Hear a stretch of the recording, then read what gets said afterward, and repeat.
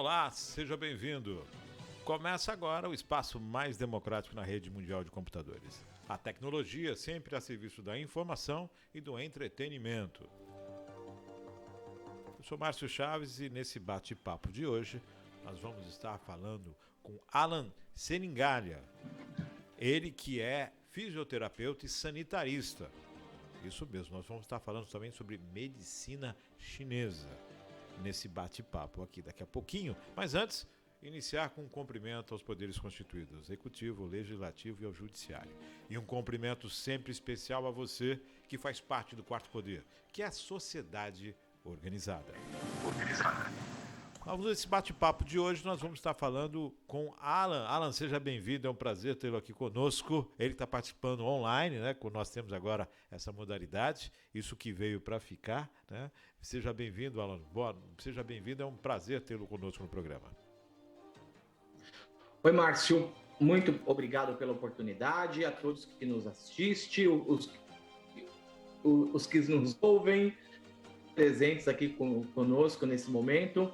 Para esse bate-papo, é sempre muito bom falar sobre saúde. Acho que nunca se falou tanto sobre saúde nos últimos anos, como nos últimos anos, e eu espero que a nossa conversa, o nosso bate-papo renda frutos e que as pessoas consigam aí absorver um pouco da nossa informação. Obrigado pela oportunidade, vamos conversar e é uma honra estar aqui no seu programa, viu?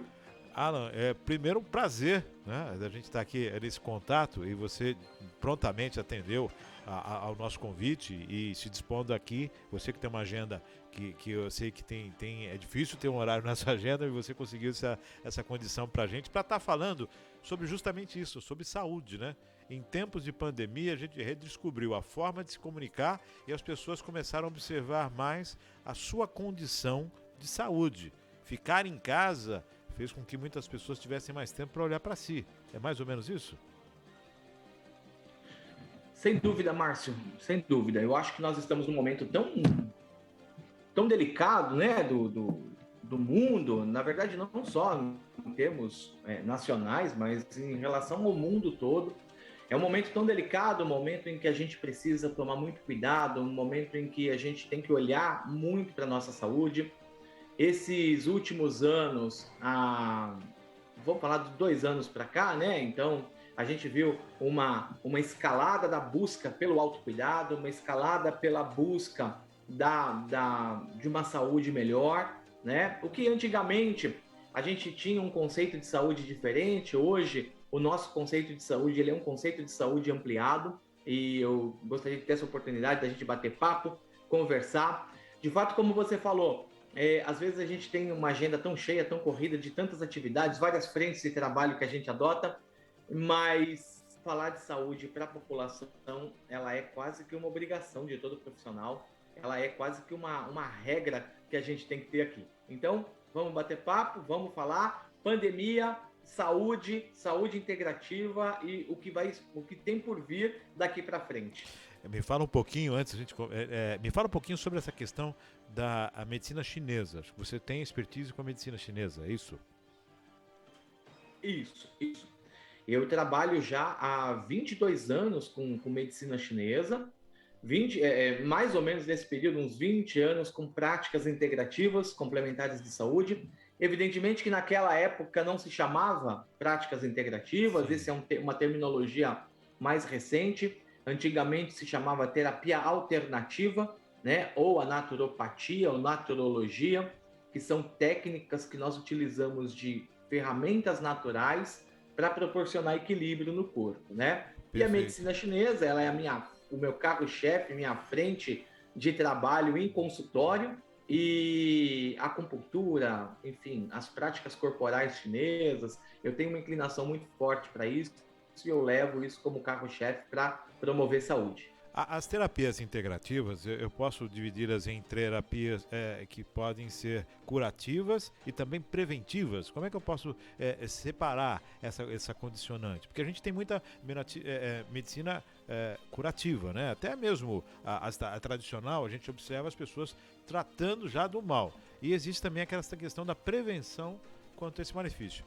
chinesa. A gente sabe que é algo milenar, né? Que é uma ciência milenar. Como é que você observa isso, Alan? Do ponto de vista da curativa e do ponto de vista de você ter uma medicina que, na verdade, antecipa tudo e que, na verdade, prevê. Faz com que você não passe por algumas situações. Isso. Então, se você me permite uma pequena fala, eu acho Claro, que claro. é importante a gente falar bastante do que é a saúde, né? Então, a ideia, o conceito de saúde, principalmente que aqui no Brasil a gente utiliza após a formação do SUS, e lá em final dos anos 80, começo dos anos 90, especificamente entre 86 e 90, que era uma ideia que a gente tinha da saúde como uma ausência de doença, né? Com a chegada do SUS, do Sistema Único de Saúde, esse conceito de saúde ele foi ampliado, né? E aí a gente adota aqui no Brasil um sistema de saúde até preconizado pela Organização Mundial de Saúde, que fala que a saúde ela é um completo bem-estar físico, mental e social, e que as práticas de saúde elas não devem ser centradas apenas na recuperação da saúde, né? Mas na sua promoção e proteção. Dessa forma, essas práticas milenares, né, não só a medicina chinesa, eu trago aqui forte a medicina chinesa, mas no Brasil, Márcio, a gente tem que sempre deixar claro que o Brasil ele é um grande berçário dessas práticas integrativas, né?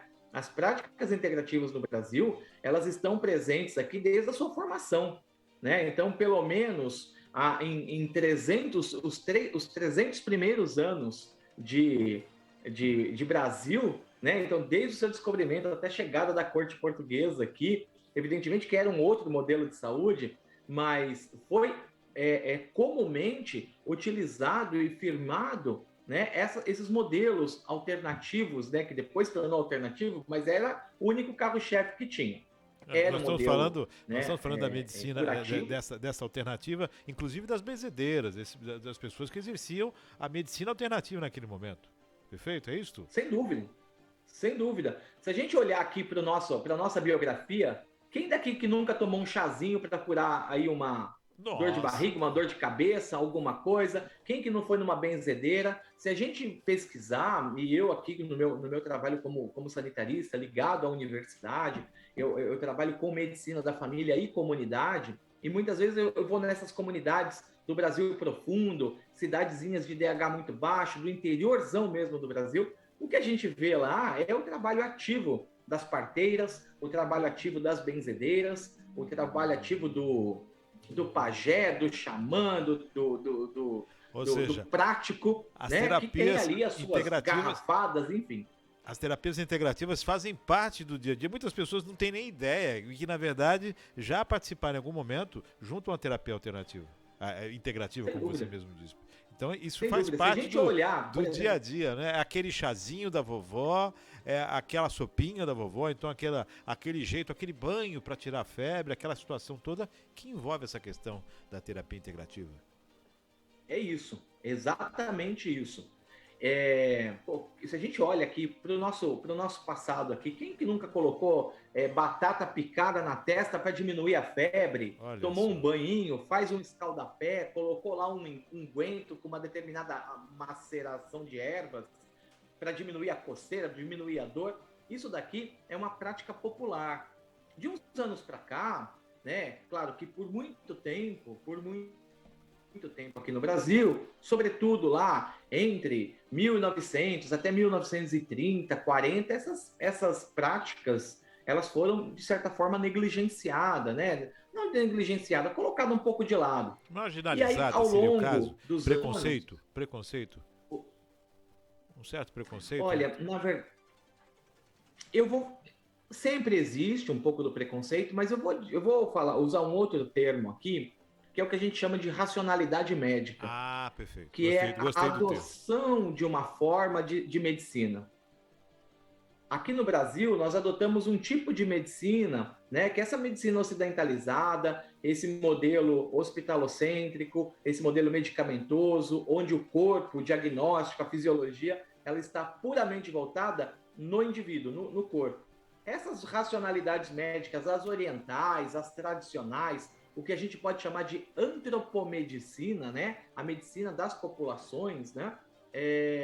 Ela utiliza uma outra racionalidade. A forma como enxerga o corpo, a forma como enxerga o próprio adoecimento, o que é curável, o que é tratável, o que é fisiológico, o modelo de diagnóstico também é diferente. Como nós adotamos um sistema muito específico de medicina, né, essas outras elas acabaram ficando aqui. Eu vou usar o termo marginalizadas porque ela é muito ampla, né? A ideia de marginalizada, de à margem, e o conceito até mesmo excluído, porque poucas universidades, poucos cientistas ou pesquisadores se debruçavam sobre o tema para poder fazer pesquisa. E aí a gente via, né, a gente vê uma certa inclinação para essas práticas, sobretudo quando a gente fala em homeopatia e acupuntura. A racionalidade médica ocidental, ela aceita bem a homeopatia e a acupuntura. A partir de 2006, então, é que essas práticas elas começaram a ganhar força, né? Quando a gente começou a observar mais a ideia da atenção básica, da atenção primária em saúde, e aí ela começou a criar. Hoje em dia, Márcio, se a gente for ver bem, em 2021, nós temos 29 dessas práticas integrativas sendo aceitas pelo SUS, com base em uma política específica. Oi, pois não? Reconhecidas pelo SUS, ou seja, estão integradas ao Sistema Único de Saúde. Integradas no Sistema Único de Saúde, pelo menos por baixo, ali, 3 mil municípios brasileiros utilizam essas práticas no seu dia a dia. Nesse momento que a gente está batendo papo, tem algum município brasileiro, algum brasileiro se beneficiando de alguma dessas 29 práticas que existe no SUS, pelo SUS. Totalmente gratuito, universal e equânime. Nós estamos entrando numa condição, falando de saúde, lógico, a gente observar essa condição técnica, eu vou chamar de quebra de monopólio, ou então uma quebra de paradigmas em que, na verdade, um conceito que se foi construído nas últimas décadas está abrindo espaço para que as integrativas façam parte. E eu devo considerar devido a uma questão de resultados, né? Nada se faz sem resultados. Então, é observado o resultado da medicina integrativa, das práticas integrativas. Basicamente é isso, Alan? Perfeito, Márcio, perfeito. Essas práticas integrativas, elas estão calcadas numa pesquisa, numa abordagem científica, numa linguagem, dialogando diretamente com a literatura, não é só achismo. E aí, só para a gente costurar um pouquinho a sua primeira pergunta, né? Aonde que elas se aplicam essas práticas integrativas? Elas podem sim ser aplicadas no dia a dia de maneira curativa, para recuperação da saúde. Eu posso utilizá-la de maneira preventiva, né, para promoção e até mesmo para proteção da saúde, né, para diminuir o risco de algum agravo. Essas técnicas, essas práticas, elas são sempre muito bem-vindas e elas ajudam muito. Perfeito. Então, na verdade, a gente tem essa condição. Eu vou colocar como despertar, né? Como um entendimento maior, que sempre é uma mão a mais na ajuda, é uma mão a mais na recuperação, é uma mão a mais no tratamento, é uma forma a mais de observar o ser humano. Como você disse, não apenas o corpo físico, mas entender o emocional, entender toda uma condição também espiritual, tudo que envolve os problemas que você enfrenta ou não.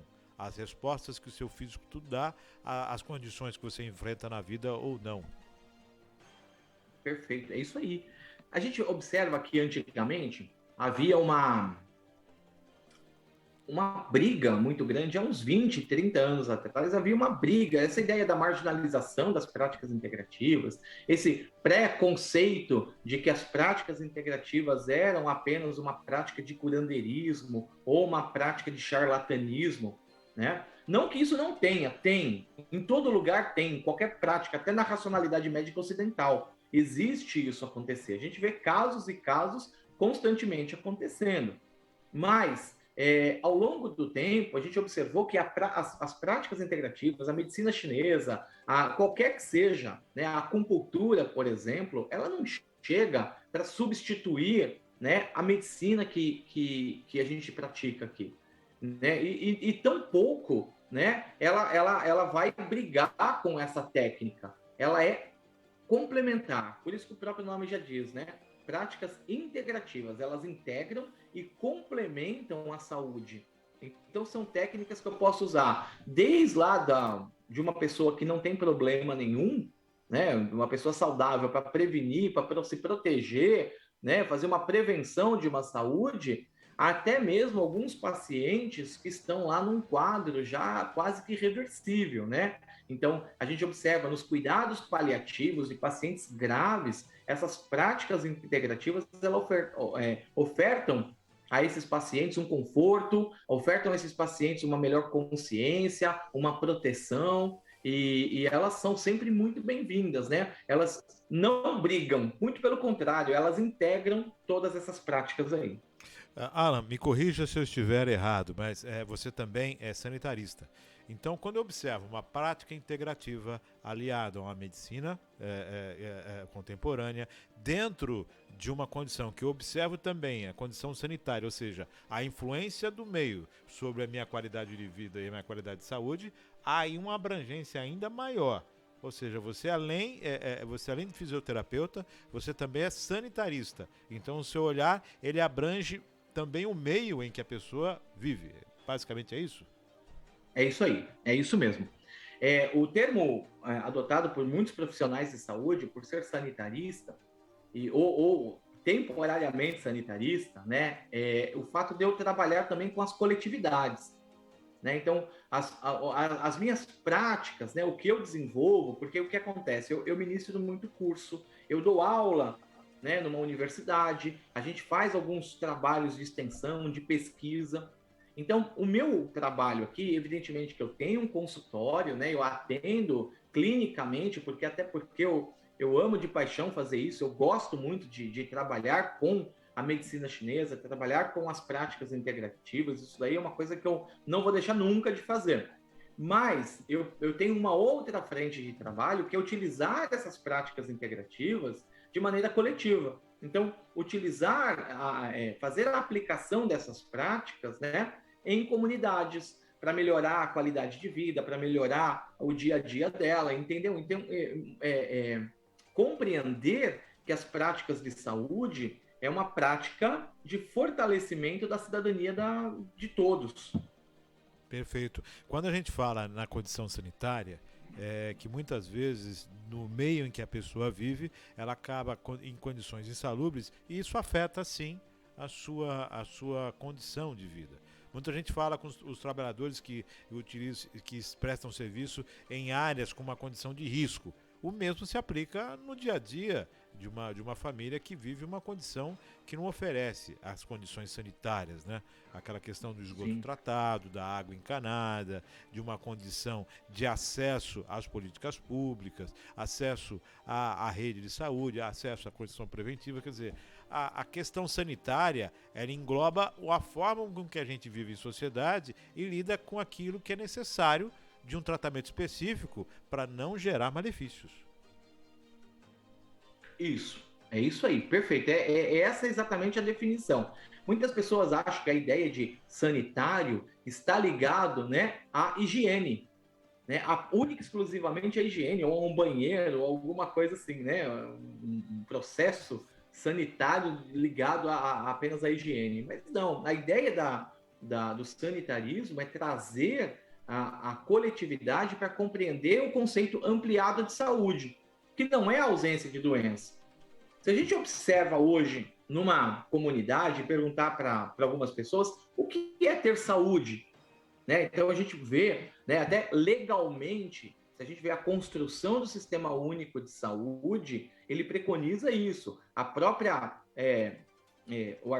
do artigo da Constituição Federal, o artigo 196 da Constituição Federal, se a gente pega a Lei 8.080, 8.142, que são as leis orgânicas do SUS, são leis que falam que a saúde, né, é um direito de todos, é um dever do Estado e compete às pessoas garantir essa saúde. E que não é apenas a ausência da doença, mas sim um completo bem-estar físico, mental e social. Ou seja, se o indivíduo mora numa cidade, né, que tem um problema sério de urbanismo, problema sério de esgoto, problema sério de água encanada, a saúde dele vai estar prejudicada. Uma comunidade ribeirinha que mora num rio que antigamente era um rio limpo e que hoje esse rio está contaminado por esgoto, por mercúrio do garimpo, ele prejudica a saúde também. Indivíduos que moram em cidades, né, o indivíduo urbano, né, que às vezes tem que ficar dentro de um ônibus mais de 2 horas para chegar lá no seu trabalho, isso também é levado em consideração no que prejudica a qualidade de vida dele. Então, o sanitarista, né, os sanitaristas, as pessoas que trabalham com isso, elas estão preocupadas com a saúde do indivíduo, a saúde coletiva e nos determinantes e condicionantes sociais dessa saúde. Né? O que determina a saúde de um indivíduo? O que condiciona a saúde desse indivíduo? Então, essas pesquisas, esses apontamentos, eles são sempre importantes que a gente adota para poder fazer com que o indivíduo tenha, ou pelo menos lutamos para defender a boa saúde desse cidadão aí. Alan, dentro do que você falou, eu gostaria que a respeito dessa questão do indivíduo que pega 2 horas de condução para chegar ao trabalho, 2 horas depois para voltar para sua casa. É lógico, a gente está num momento que observa também o pensamento coletivo, as frequências, o que essa pessoa emana. O mundo está se abrindo, o ser humano está se abrindo também para entender a sua condição como também provocador de energias, como desenvolvedor de energias. Frequência, pensamentos ruins, a gente fala do pensamento coletivo, né? Olha o pensamento coletivo, a energia coletiva. Dentro de uma grande cidade, a situação de sair de casa às 4 da manhã e voltar às 8 da noite, 9 da noite, é algo que emana uma condição desfavorável. Ninguém chega às 4 da manhã e vai sorrindo pegar o ônibus. Um ou outro no momento de diversão. Mas a grande maioria acaba tendo aquela dificuldade, trazendo para si pensamentos negativos, energias negativas, sentimentos ruins, tanto na ida quanto na volta. Você já chega no trabalho com uma bagagem, né, de uma situação não favorável.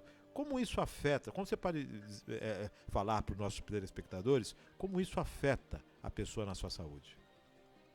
Bom, então, eu acho que é importante. Agora eu vou trazer um pouco aqui, um pouco da minha experiência, um pouco da minha vivência da medicina chinesa, né, dessa racionalidade médica, que fala que o corpo humano ele não tem como fronteira a sua pele.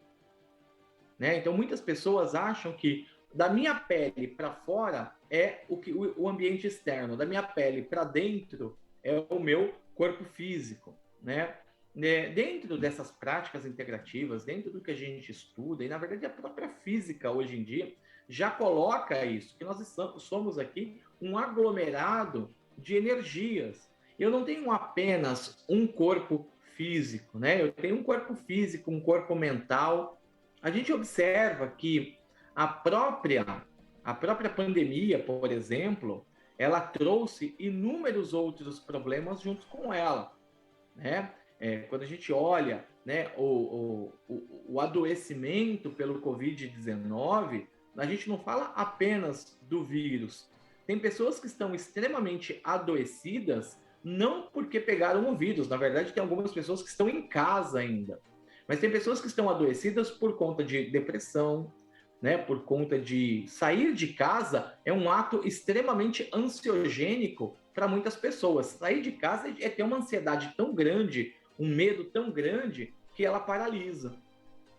A gente vê, se a gente remover esse cenário, né, de pandemia, a gente começa a observar que a nossa sociedade já vem num processo de adoecimento energético ou adoecimento afetivo muito grande. Né? Então a gente vê a perda ou a deteriorização da empatia, por exemplo, por conta de polarização política, por conta do medo, por conta da raiva. Então, esse indivíduo que sai de casa, que fica ali o tempo todo ouvindo notícias ruins, se envolvendo em brigas, se envolvendo, né, em grandes problemas ali que às vezes que nem precisavam ter, que não medita, né, que não se interioriza, esse indivíduo ele é um forte candidato ao adoecimento. Seja ele de que forma for, seja um adoecimento físico por conta daí um vírus, ou até mesmo uma dor, né? Ou simplesmente um adoecimento afetivo e energético que abre margem para outros adoecimentos também. Certo. E quando a gente fala nessa questão de pensamento, de frequência, de entendimento, você citou a pandemia, as pessoas ficaram com menor contato exterior e muitas famílias começaram a ter realmente um convívio diário, né? Aquela questão, as pessoas saíam para trabalhar, passavam a maior parte do dia fora e retornavam para suas casas, para o convívio familiar dentro de alguns determinados horários, né? Período da noite, depois dormiam, acordavam de manhã, aquela rotina. Com a pandemia, a rotina mudou. Começou-se a conviver diariamente. E aquilo que era numa semana podia ser interessante, na segunda semana já não era tanto assim. E na terceira semana, ou seja, as práticas necessárias para o convívio diário dentro do confinamento, elas foram realmente necessárias. E muitas pessoas não conseguiram sobrepor isso. Tanto é que há um grande aumento aí na questão dos rompimentos dos relacionamentos, né? Essa questão familiar. Advém também dessa concepção de se conhecer melhor, de conviver melhor, ou a gente estava vivendo muito essa questão da rotina e não olhávamos realmente quem somos e quem é outro que está conosco? Sem dúvida, Márcio. Esse período, esses últimos 2 anos aí, esse período que a gente ficou em casa, abriram muitas portas, né? E aí nem sempre o que sai dessa porta, o que sai do que estava dentro, é algo bom, né? Então, se a gente observar, né, a gente tem histórias extremamente edificantes durante a pandemia. Pessoas que resolveram casar, pessoas que resolveram melhorar a sua própria alimentação, pessoas que se dedicaram mais a um exercício físico, um hobby, ou até mesmo que mudaram absurdamente a vida. E isso é sempre uma coisa boa, eu acho que a gente tem que comemorar, a gente tem que apontar coisas boas. Infelizmente, a gente está aí chegando a 600 mil mortes, é um número absurdo, né? Um número assim muito triste, uma marca que vai ficar aqui na história do Brasil por muitos e muitos anos. Mas dentro mesmo desse cenário triste, nós podemos somar histórias alegres também de pessoas que conseguiram fazer um exercício físico, mudar de hobby, perder o emprego, mas se encontrou em outro momento, que conseguiu realmente entender como é a casa. E também, infelizmente, houveram essas situações, né, de que o que ao abrir aquela gavetinha encontrou lembranças ruins, relacionamentos que se romperam, né, pessoas que tiveram aí principalmente, né, um aumento aí de álcool, do consumo de álcool, uma alimentação mais desregrada, né? Então a gente começa a olhar para esse aspecto também, né? Esse baixo contato interpessoal fez com que as pessoas se olhassem mais para si, né? E muitas vezes o que elas encontravam dentro de si nem sempre era uma coisa agradável, né? E nem sempre a pessoa tem o hábito. A gente vê que o brasileiro ele não tem o hábito de resolver alguns problemas na terapia. Eu vou lá no psicólogo, vou no psicanalista, vou ali fazer uma terapia, né? Vou buscar uma terapia para poder entender o meu medo, entender a minha angústia. E aí a gente começa a observar que algumas pessoas ainda estão com alto sofrimento por causa desse baixo contato interpessoal. Então, quando nós temos essa condição de tanto as pessoas se encontraram na pandemia, tiveram tempo de olhar para si, para ler um livro que gostariam, para ver algo que tinham tempo para ver, quanto também para enfrentar os seus medos. Vai da forma com que você consegue observar aquele momento, o momento da pandemia. Lógico, vidas foram ceifadas e isso, como você bem disse, isso está marcado na história do país, na história de famílias. Quer dizer, são lições que a gente precisa, inclusive, na valorização dessas vidas que foram perdidas, aprender e se tornar mais humanos e melhores, né? Para que não sejam em vão isso, observar isso com um olhar muito mais de aprendizado, não? Sem dúvida. O que a gente vive hoje, e a gente tem visto até algumas pessoas discutindo a ideia de que a pandemia não se usa essa nomenclatura mais, o Covid-19, não se usa, não é adequado, sei lá, usar o termo pandemia, mas sim um outro termo chamado sindemia, né, que é um movimento onde você não tem apenas a ação de um vírus, mas essa ação de um vírus ela piora, né, outros quadros, como por exemplo pessoas que têm comorbidades ou instala-se algumas comorbidades, problemas emocionais, problemas sociais que se agravam também por conta do isolamento, por conta da diminuição de renda, enfim, um mais um não é apenas dois, né? Se a gente for pensar bem, né? Então, um mais um ele se soma, ele traz muito mais coisas ali.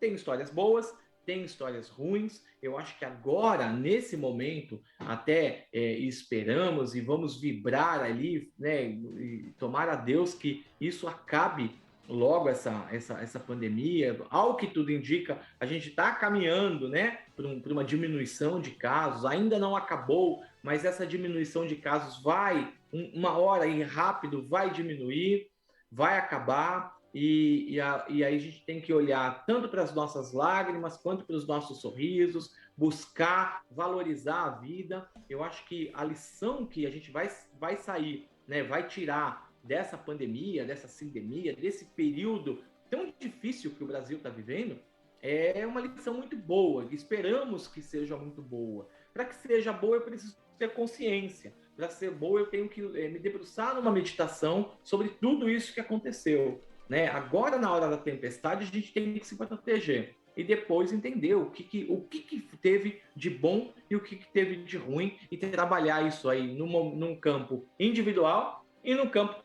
coletivo. Isso observando dentro da nossa necessidade, da psique, o que eu tenho que preciso entender, o meu psicológico diante da minha situação e de que forma eu posso me tornar melhor. Agora, Alan, aproveitando a sua participação, me fala de uma prática que as pessoas podem exercer no dia a dia, uma atividade que pode ser exercida no dia a dia, que pode trazer sim essa questão do autoconhecimento, do início dessa caminhada do autoconhecimento e do entendimento seu e depois entender com o coletivo.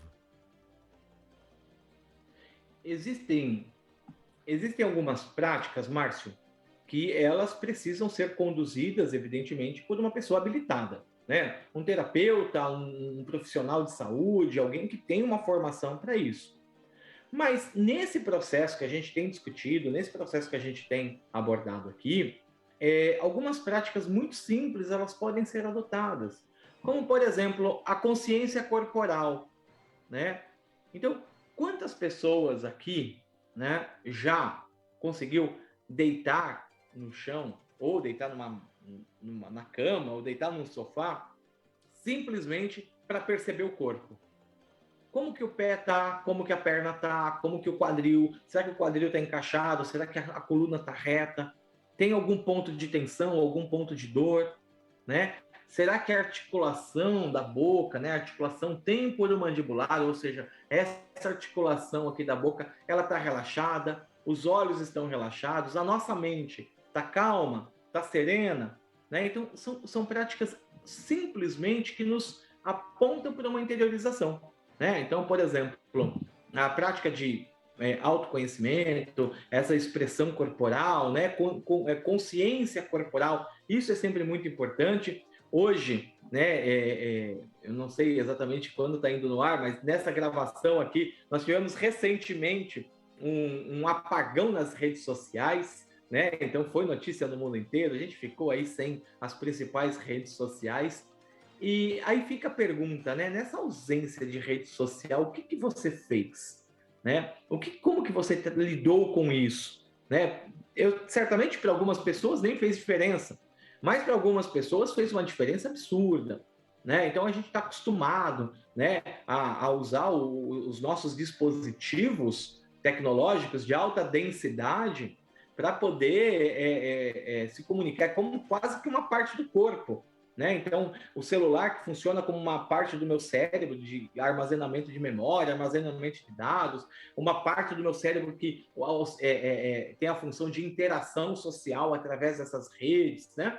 Isso tudo é levado em consideração. Mas o apontamento aqui é, sem esses aparelhos, sem a tecnologia, né, sem essa interação, você consegue se interiorizar, você consegue sentir o teu corpo, né? Então, quando você pega, né, o seu ombro e vai fazendo um amassamento aqui no seu... Você pega a sua mão, desculpa, e vai fazendo um amassamento aí no seu ombro, né? Você pega a ponta dos dedos e vai fazendo uma massagem no seu rosto, né? O que você sente? Né? O que você percebe no seu rosto e na ponta do dedo? Então, essas práticas de autoconsciência, elas são apontamentos para uma meditação e são precursoras de transformações que eu posso adotar, transformações até profundas dentro do meu ser.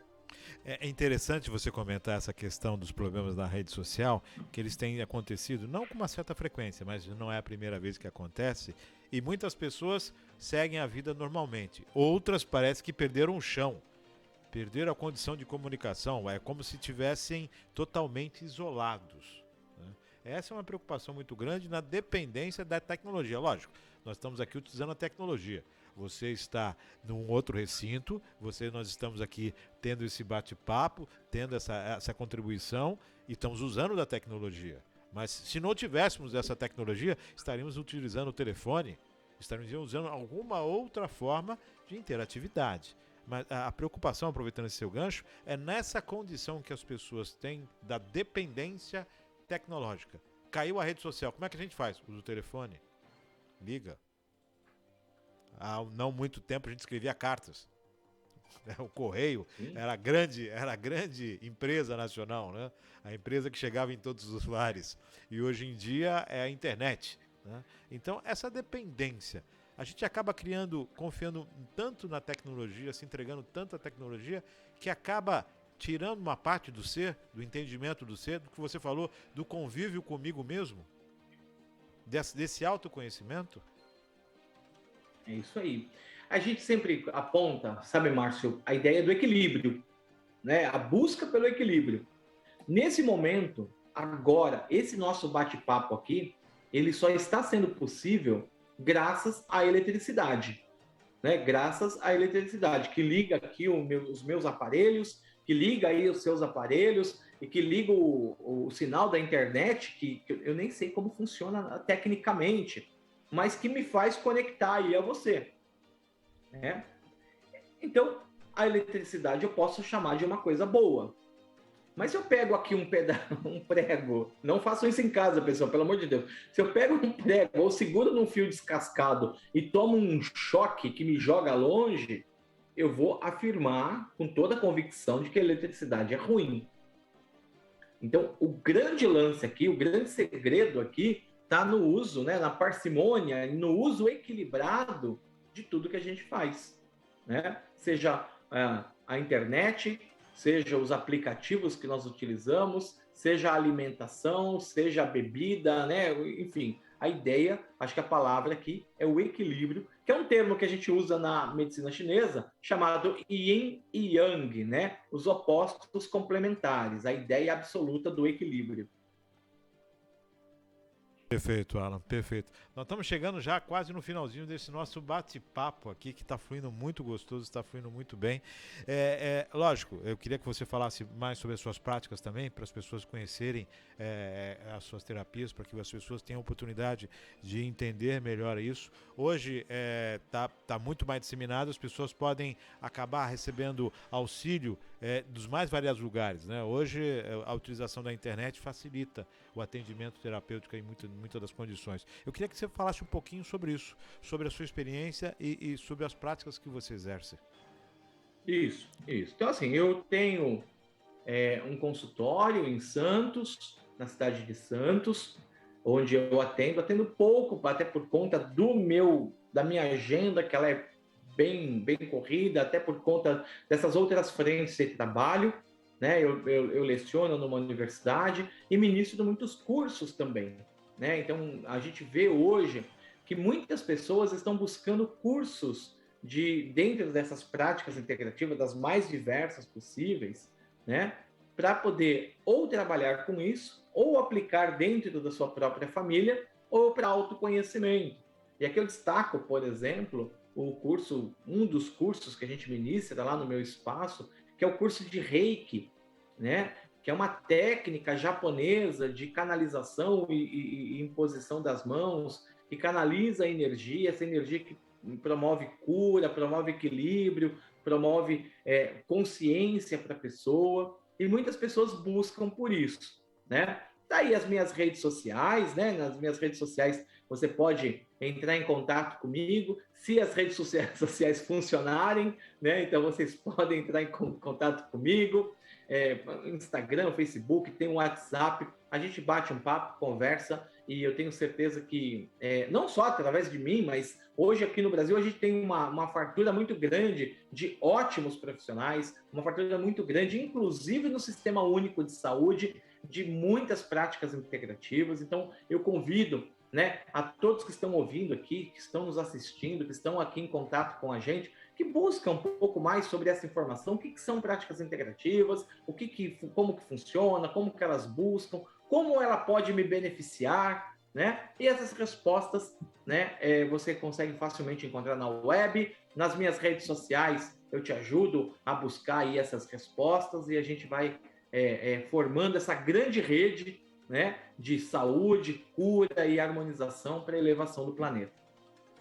Maravilha. Lembrando que ao lado, enquanto o Alan está comentando aqui, está aparecendo todas as redes sociais, aquilo que ele está falando, para as pessoas terem o contato, né? A possibilidade do acesso. Isso é muito positivo. Alan, o papo está maravilhoso, a gente está muito contributivo, é uma contribuição maravilhosa.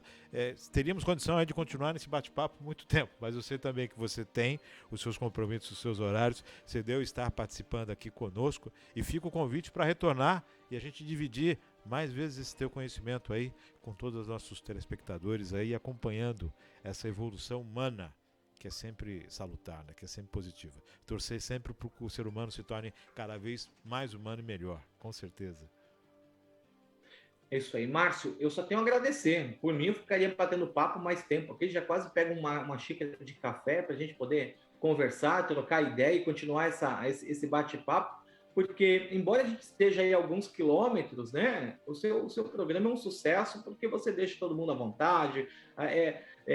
Eu vou confessar aqui, viu? Eu acho que tem que confessar, porque antes da gente gravar esse programa, eu perguntei, tem alguma pauta, né, para a gente falar? Ele falou, vamos falar sobre saúde. Nós não programamos nada, não teve nenhuma programação, a gente estamos aqui completamente espontâneos aqui, falando de uma maneira muito livre, muito leve. Certamente eu ficaria mais. Infelizmente eu também tenho alguns compromissos. Daqui 1 hora eu já estou dentro de sala de aula, sala de aula não, uma sala de aula virtual, mas estou em aula e aí a gente vai bater papo, vamos conversar. Espero que a gente tenha outras oportunidades para a gente atender a todos aqui. Muito obrigado pela oportunidade, pela atenção, e foi uma honra e um prazer estar aqui com vocês. Eu que agradeço, primeiro pela confiança, né, em entrar no programa de peito aberto, à vontade, com uma pauta totalmente solta.